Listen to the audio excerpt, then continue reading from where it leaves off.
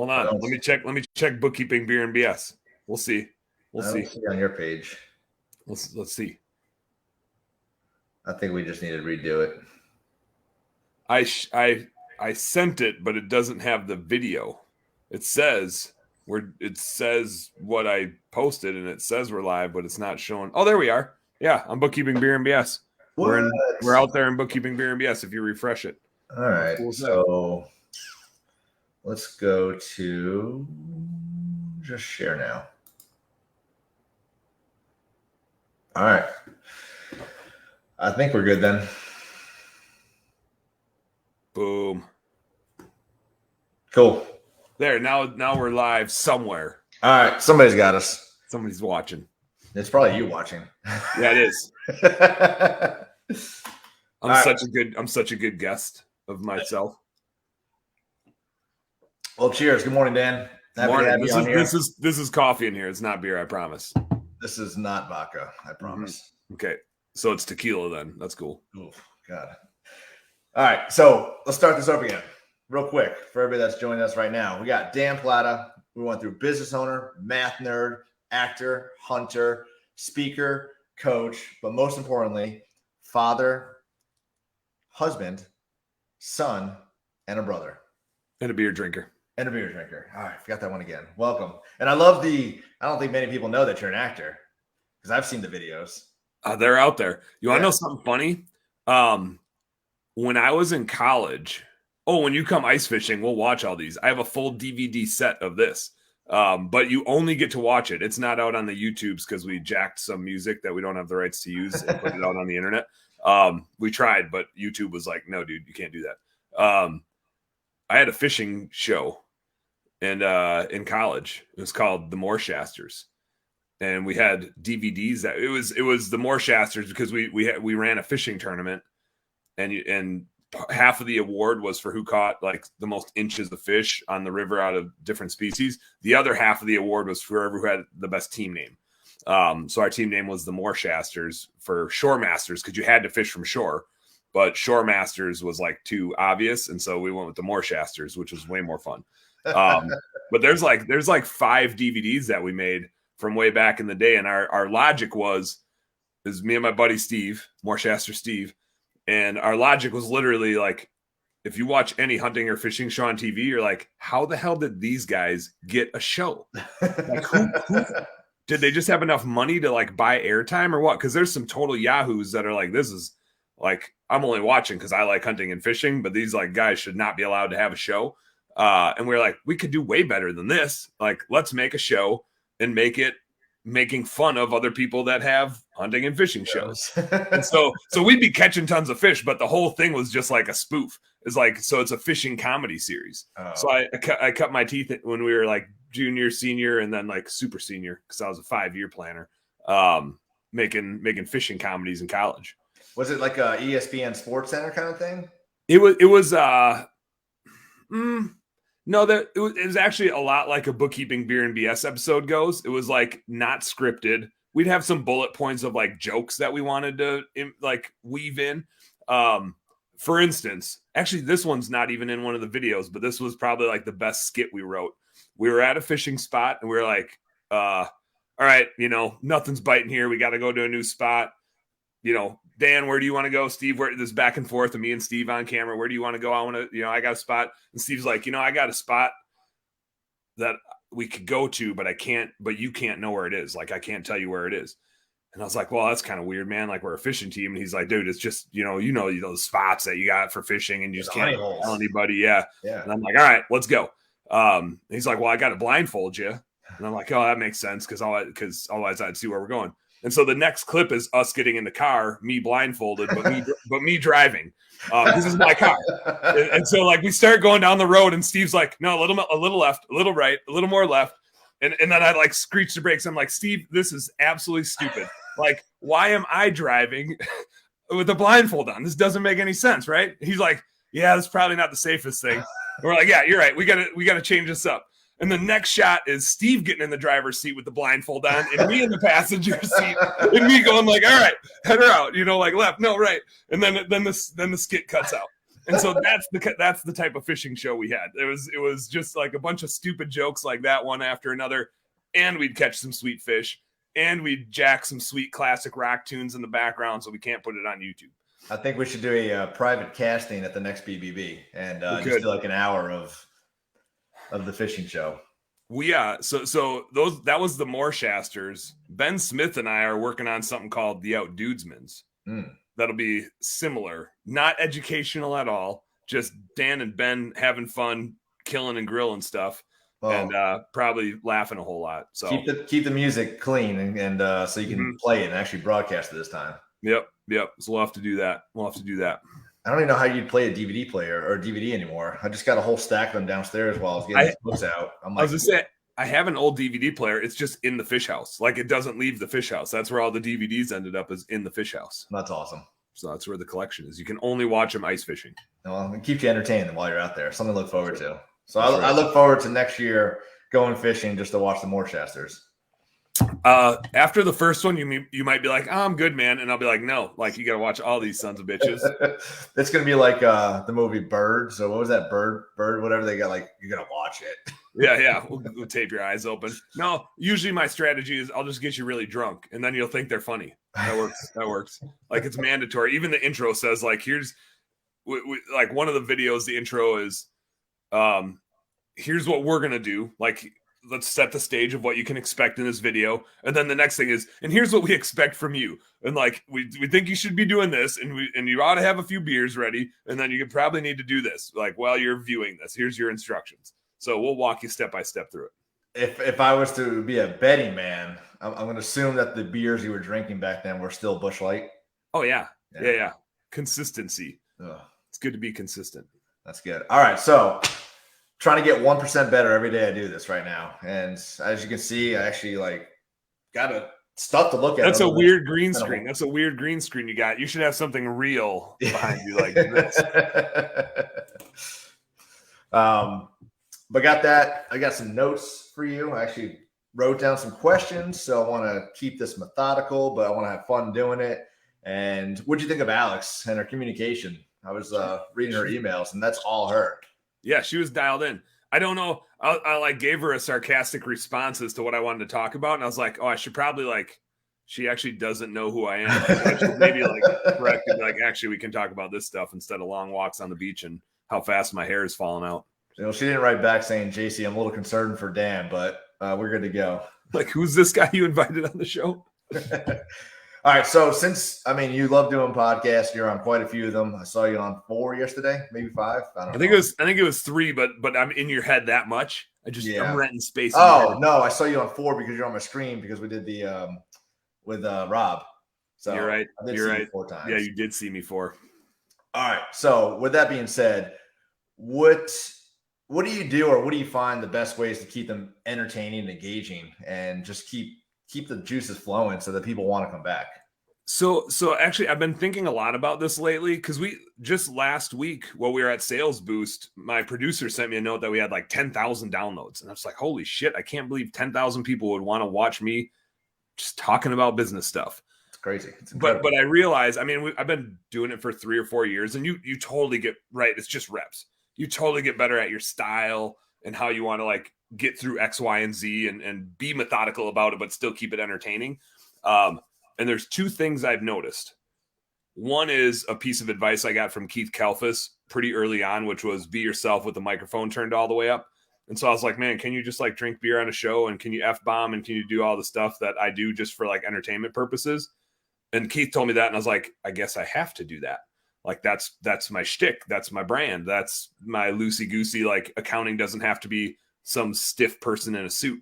It can be a dude wearing a hooded sweatshirt, drinking a beer, dropping the F-bomb, and you can still learn just as much stuff and not be bored out of your mind.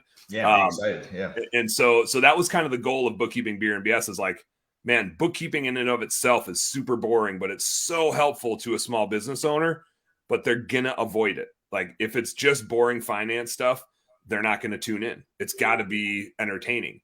And so early on, my thought with Bookkeeping Beer and BS is I'm going to drop content to teach people stuff. And then I realized a few people are going to find that interesting, but most people are going to be bored out of their minds. And so it won't, and I'll just run out of stuff to talk about. and I'll just keep regurgitating the same stuff. So it turned into, I have to make that really entertaining, and I have to do it with like the right guests who are entertaining. Like last night, I had a guy on that he has a hunting podcast, he has a hunting show, he is a land like consultant, and like he's a huge name in the hunting industry. I don't know. The only reason we got a hold of him is Ben Smith shot a buck that he was chasing, and we found him on Facebook and messaged him like, "Yo, Don, we shot the buck you were like chasing, right?" And like Don, his goal is to shoot huge bucks because like that drives his persona, that drives his entire business. Like he owns a food plot seed company, all these things. But the like getting these guests on that still have a tremendous business experience, and I can weave in the numbers stuff, right? I can always bring it back to the numbers. I was asking them like, how does your revenue break down in between seed plots and consulting and your podcast sponsorships? Like we can still get into the numbers and the business model stuff, but we can do it in a way that you don't need to be an accountant to find entertaining. And so I realized like the point of my podcast isn't to just like nerd out on numbers. We'll get to numbers, but it has to be super entertaining. So when I consume content, I find, and this wasn't intentional, but I find I don't listen to a lot of business content because most of it bores me out of my mind. I listen to Meat Eater with Steve Ranella, which is hunting stuff, conservation stuff, but he's such a good show host. He's really articulate, but he also is like a bit of a redneck. There's a local radio morning show that I listen to here where the host is like, they talk about sports and they talk about radio stuff, things, but he's just such a good show host to keep it entertaining and not like, yo, Weasel Slappity and Dickety here with the morning, blah, blah, blah. Like they're just themselves, but super engaging. And so I find like the content I try to consume is how do I be a better host? Because I can drop the best business knowledge in the world, but if I'm not a good show host, nobody's going to hear it. And so it has to be entertaining. It has to be fun. It can't be too numbersy, but then I can weave in numbers, especially like I know you have Megan on later today. And if I have Megan Likes on, we getting into some numbers. Yeah. But we're going to digress for a half hour sometimes and get into non-numbers related stuff. And we have to. That's fun. That's entertaining. It's moving around and it's keeping people on their toes. So that's kind of what it's morphed into. And that's more fun for me too. I don't do well with an agenda. I do good. I mean, the intent of the show is now, and you've been on it before, it's what would we do if we just like bellied up to a bar next to each other and we just started chatting? That's exactly the conversation I want to have with somebody. Yeah. I don't know what that conversation is going to look like, but generally when it's two business owners, we're going to talk a lot about our businesses. We're going to talk a lot about our families. We're going to talk a lot about our hobbies. And at some point we're going to go like, okay, I got to go because I can hardly sit on this bar stool anymore. Yeah. Like that's the show that I want. Or I'm 6 beers in and I need another one. Yeah, that too. Maybe I'll switch it up and get 2 Busch Lights this time. There you go. Nice. All right, good stuff. So be yourself with the mic turned up and the right gas. It's the big thing, and just be real. And one thing you said is be authentic, or I think you said this, but whether you're cursing and everything, and when you're on stage the other day at Sales Boost, it wasn't PG. It was Dan being Dan, which is nice because the way it comes out, it's so natural for you. And it wasn't like, oh my God, he just said the F word. Like it's fun and we look for it. And that's what makes you you. So cheers to you for being you. Gotta be you. I do have a convention coming up next week at a maid service bit with Debbie Sardone. And I will not be dropping F-bombs on that stage, but she is letting me get up on stage and razzle dazzle with some nerdy finance stuff. Same presentation, ixnay the F-bombs. What's the over under that you do drop one? I'm pretty good. I like at ResponsiCon, I didn't drop any. I don't think I dropped a swear word. Yeah, when Megan is on later, ask her how many she dropped because she totally dropped a couple by accident. And yeah, but you did get security involved, so that's I did get the security involved for other reasons. I'm just glad it was the last day instead of the first day, right? But yeah, I can tone it back. I did. Somebody came up to me that was at ResponsiCon and saw me present. And they're like, "Hey, same presentation, way more entertaining, and I learned a lot more when you were F-bombing." I don't know. And they were like, I don't know why. Like, I think you were just more excited and it was more natural. And so it was just more fun to be in that room, in that conversation when Dan's being full on Dan. And I'm like, I agree. But hey, you got to play to the crowd, right? You got to play the audience. And when you're at a venue where certain things are acceptable and certain things are not. You gotta play with the hand you're dealt. So, well, we're rooting for you. So hopefully you report back. It was a clean show, and Debbie's still happy and wants you back next time. That's what I'm hoping for. That's what I'm hoping for. I did get clearance to drink a beer on stage, though. Oh, I was told, Dan, like I asked, because usually I'm way more of a ask for forgiveness, not permission. Yeah. In this case, I was like, nah, this is more of like, I better just ask permission here and like figure out the ground rules. So Diana, who kind of handles all Debbie's stuff, I asked her and she was like, hey, be yourself. Probably don't drop the F-bombs, but hell, shit, damn, probably okay. So I got some ground rules to play with. You can weed in a couple of them, just not the big ones. Yeah. All right. So I like talking about leadership, culture, family, and what are some key leadership qualities that you think every entrepreneur should have? Man, I think, at different points in time in our business, we've had almost 100 employees across all of our companies. And so this is like an evolution of, it's actually a similar thing to what makes a good show host, which is like total authenticity and being vulnerable and being candid. The more just straight up Dan Platta, brutally honest, totally vulnerable, but holding people accountable that I can be, the more I get employees that are like, tell me where we're going, and I've got your back 1,000%. Yeah. And so now everybody has to like figure out what that style is, because your style is going to be your own and you're going to attract a certain type of person to that style. But you can't fake leadership, right? You can learn different leadership tactics and styles, but at the end of the day, like the core values and the culture are yours. Right. And so if you want people to follow you, you've got to own them, right? Nobody's going to follow you if you're like, this is one of our core values, and then they see you doing other shit. Like that ain't going to work so well. And I talked about that in my recruiting presentation at Sales Boost too. Here's our core values. Here's what we have awards for. And we redid them literally so we could like fire a dude, because we're like, why? He doesn't fit in here, but I don't know why.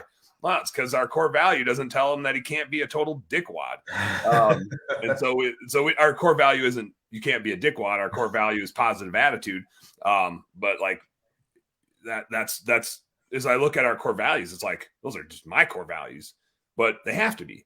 Right. If they weren't mine, how the hell would somebody follow me into battle if I'm not doing what the hell I said is important that we do? Absolutely.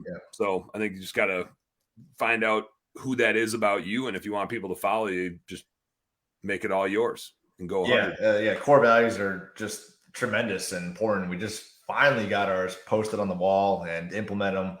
And, the thing about leadership that I've noticed a lot, especially myself, is year one, JC is not the same leader as he is today, 14 years later. So you're constantly evolving, and we're trying to weed out the bad traits and implement more of the good traits. So it's just being able to recognize the good and the bad and take that constructive criticism too, because sometimes we think like, oh, I'm perfect at this. And then really you're not. So, yeah, our perception of ourselves is a funny thing. I always wonder that whenever you take like one of the, like a DISC profile or Myers-Briggs or any of those things, like, are you just trying to answer it to what you think is going to tell you who you want to be, or are you answering it to who others perceive you to be? Right. Because like our perception of ourselves and other people's perception of ourselves, the more misaligned that is, the more dangerous it is, right? Like, I hope I view myself the way everybody else views me. But man, if they don't, you can ask Megan about this. Megan, when we first kind of met, Megan kind of thought I was a fraud. She like called me out on it, which is totally a Megan thing. I love that about her. Like, I don't care who you are. Like, I'm calling you out. She thought, and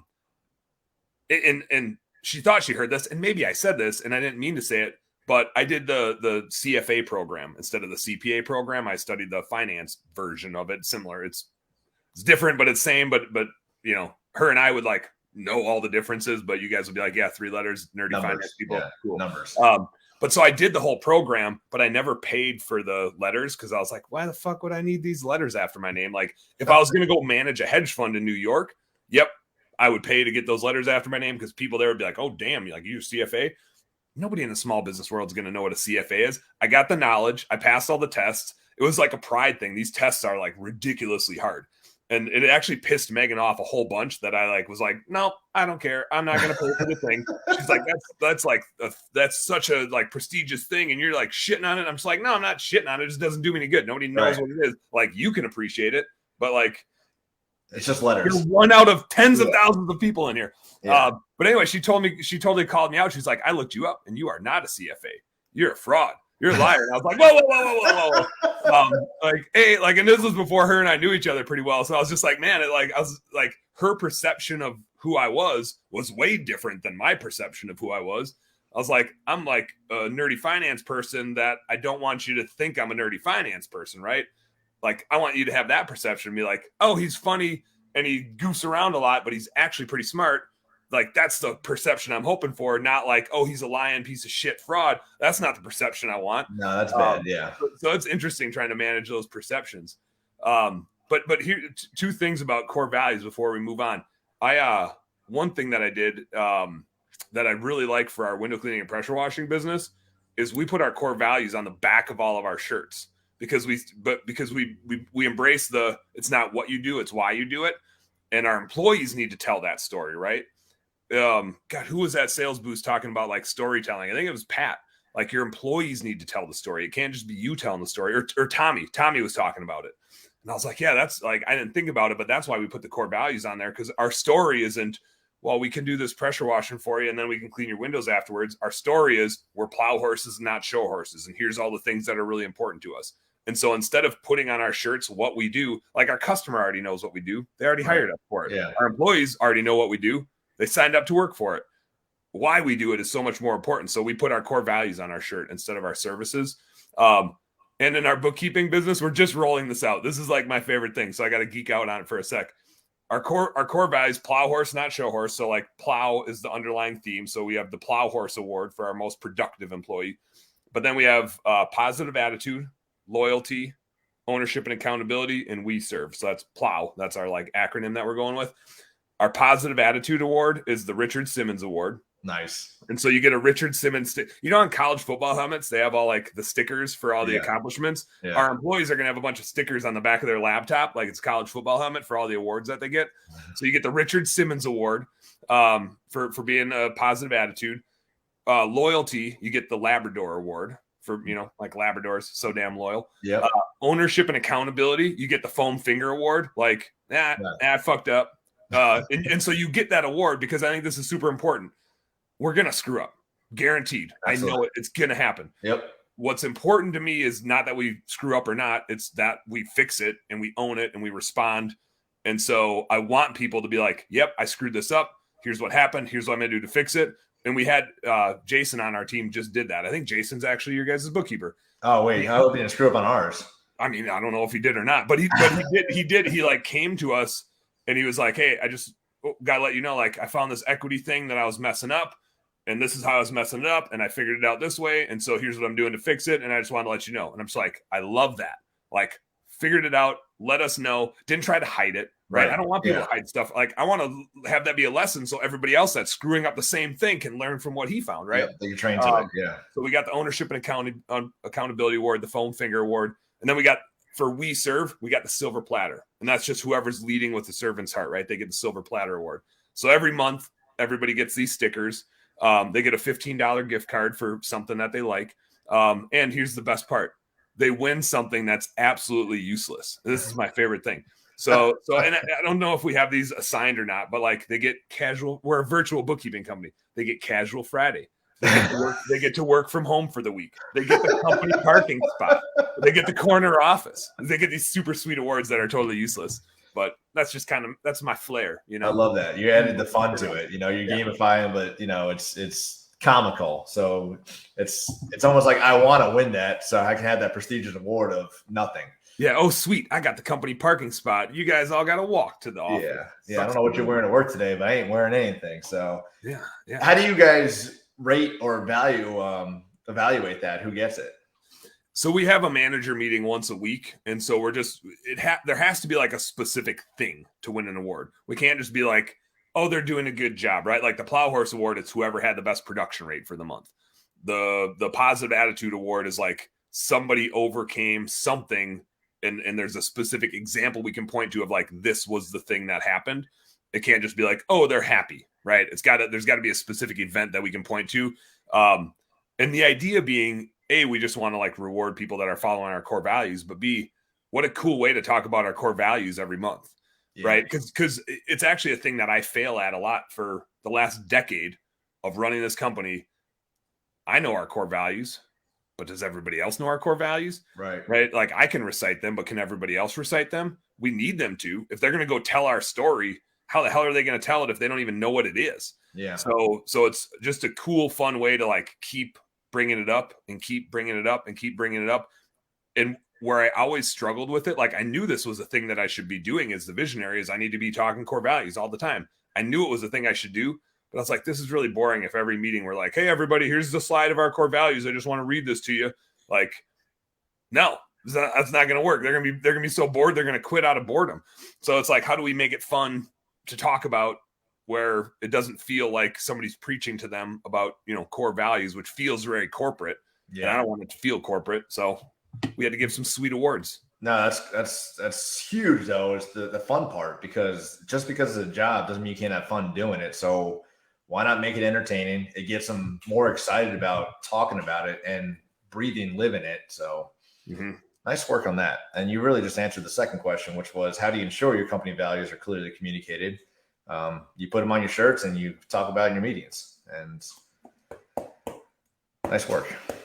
Maybe. I don't know. I don't know if it works or not. I like it. I don't know if they like it or not. You still got everybody working for you. You haven't fired anybody or had to change a core value to make up one for somebody to fire them. So that's good news. Yeah, it's been a while. That was like 4 or 5 years ago now. So that was the last iteration. And what was it you were talking about? I think it was in Sales Boost, the We Serve. It was like, we serve?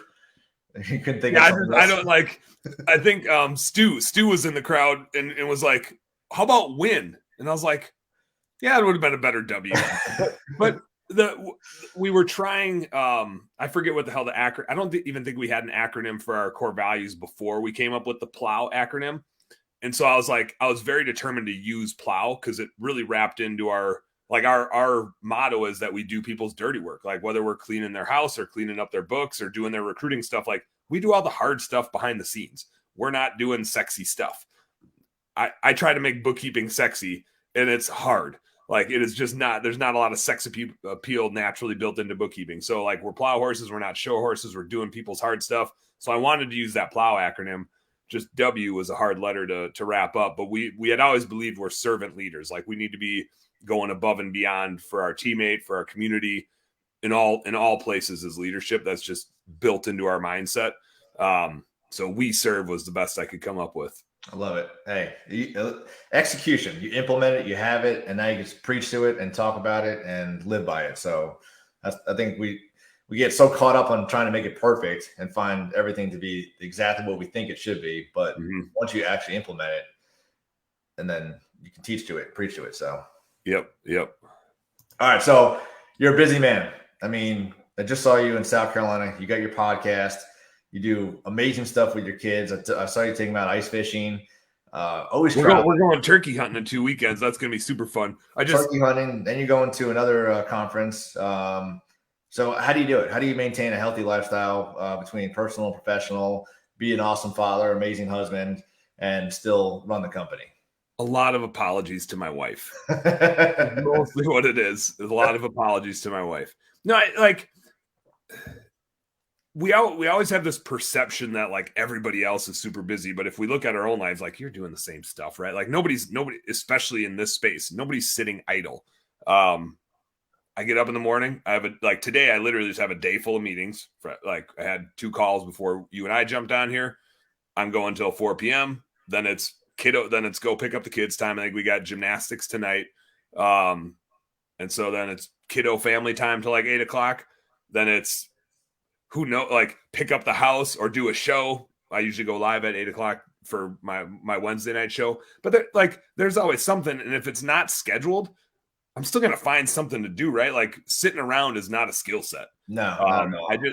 I used to, in the old corporate days, you would always get the question of like, what's your number one strength and your number one weakness or something like that. And I'd be like, my number one weakness is like being bored. I'm terrible at being bored. I Yep. cannot sit around. Amen. Yeah. I got to get up and I got to do something. And to some people, that's really fucking annoying. And if I'm in the corporate world, like I'm going to annoy the hell out of you guys because I'm going to be pushing boundaries that you don't want me to push. That's just what it is. So, I mean, like it seems like a lot, right? But when you're doing stuff that you like, I'm not like going into showtime thinking like, oh crap, I got to make a show tonight. I'm like, sweet, I get to drink beer and talk to a business owner. That sounds pretty cool. Oh, I got sales boost. Sweet. I get to go hang out with my buddies and like sell a few things and talk and drink a few beers with people and get up and go running with JC. That's living my best life. There's nothing where I'm like looking at it like, oh darn, I got this thing coming up. It's like, oh, turkey hunting's coming up with the fam. Oh, maple sapping. We'll take the kids over and do some maple sapping with my folks. So there's just always something fun to do, and that's the way it should be.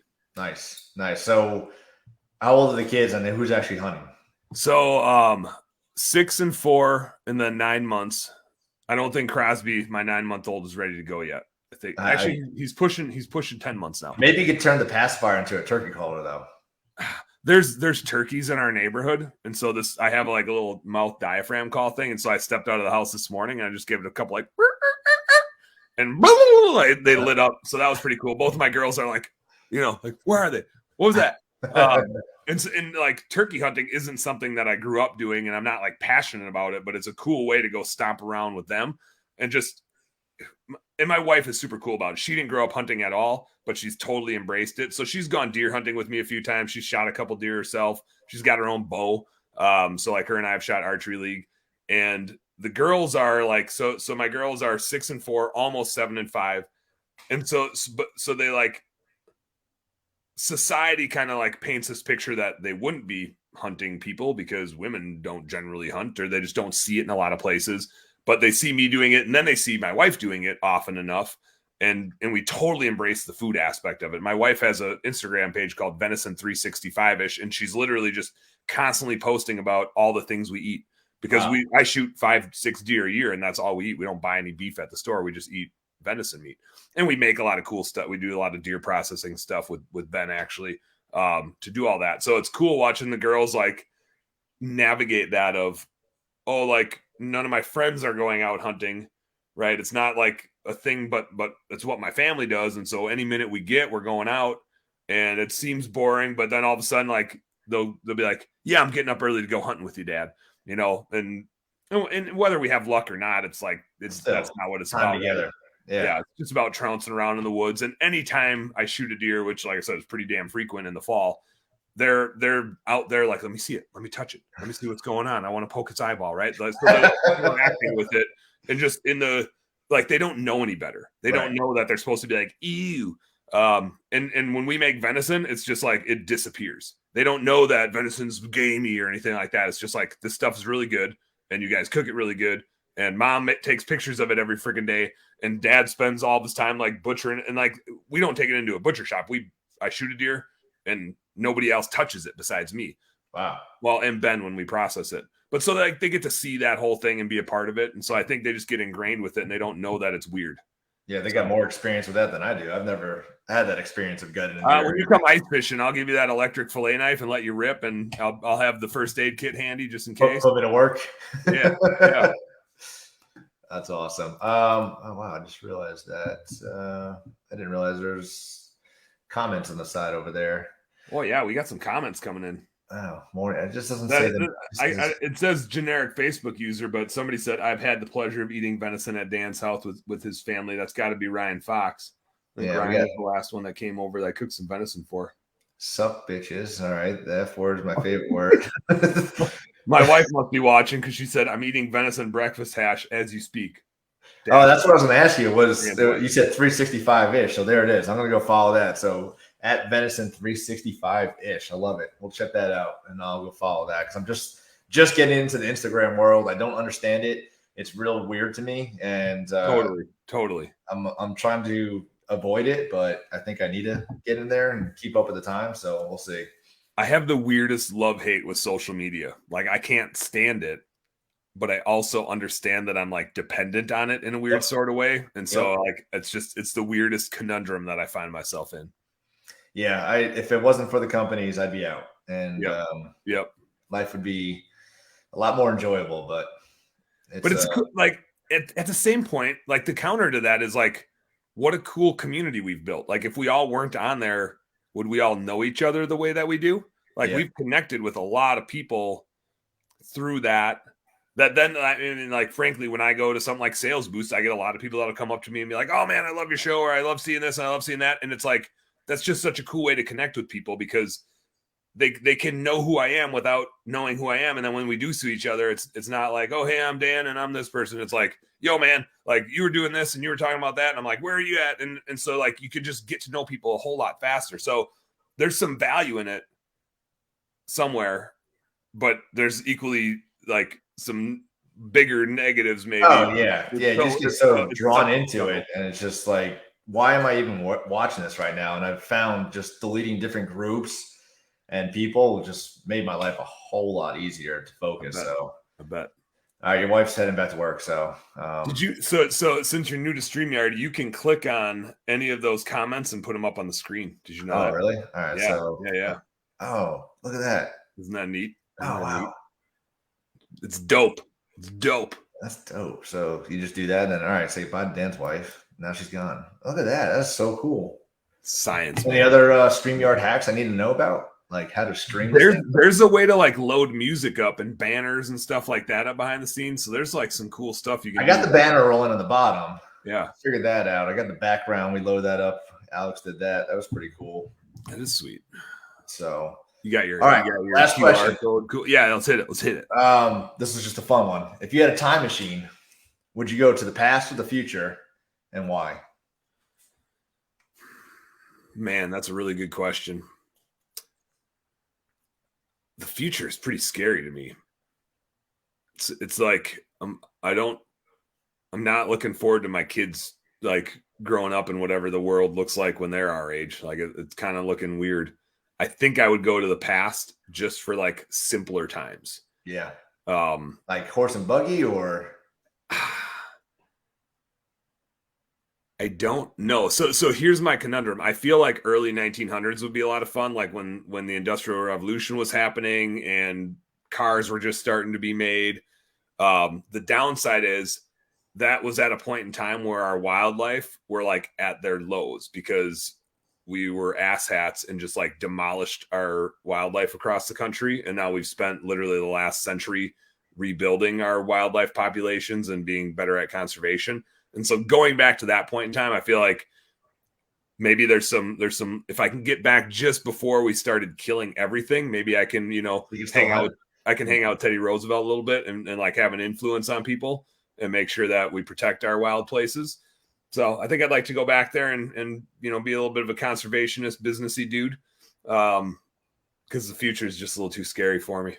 I think I could have a better impact on our future by going backwards than forwards. I like it. Yeah, this future is scary. I mean, the stuff that we're coming out with today, the stuff that they're talking about that's going to be coming down the pipe. I mean, even with AI right now, that's scary. But time to embrace it. That's a good question, man. That's a good question. Appreciate it, man. Appreciate it. Well, look at you hosting shows and asking questions. That's awesome. Megan's she said yesterday, she's like, you realize you have a podcast? I'm like, no, this is a Facebook Live challenge. And so we're probably going to have to talk about that, if this is a podcast or a Facebook Live challenge. So you can always, StreamYard records it, so you can always go back and throw it out as a podcast. You can. I paid for that little subscription to record this, so yeah. It's already a podcast. It's just whether or not you want to release it. Yeah. Whether or not you want to keep it for yourself or let the world have it. I don't know if they're ready for this. Maybe if you time travel to the future, then you'll know if they're ready. Released it. Yeah. Well, you'll know what you decided. You'll be like, oh yeah, there's my podcast out there. Figure out what I need to talk about. So it looks like I'm predicting the future. Oh, that'd be sweet. Say like JC was right. Yeah. You could just make one bold prediction every episode. Yeah. About today or tomorrow or the future. I don't know. Yeah. All right. Well, that's all I got today. I'm going to sign this thing off on Facebook Live. And thank you for everybody watching, commented. We will check back with you later in about 12 minutes. Megan Likes will be on talking more things, numbers. We're going to try and avoid that N word again, but I don't think it's going to happen. And I appreciate Dan for your time. Heck yeah, man. Good coming on. Peace out, everybody. Talk to you later.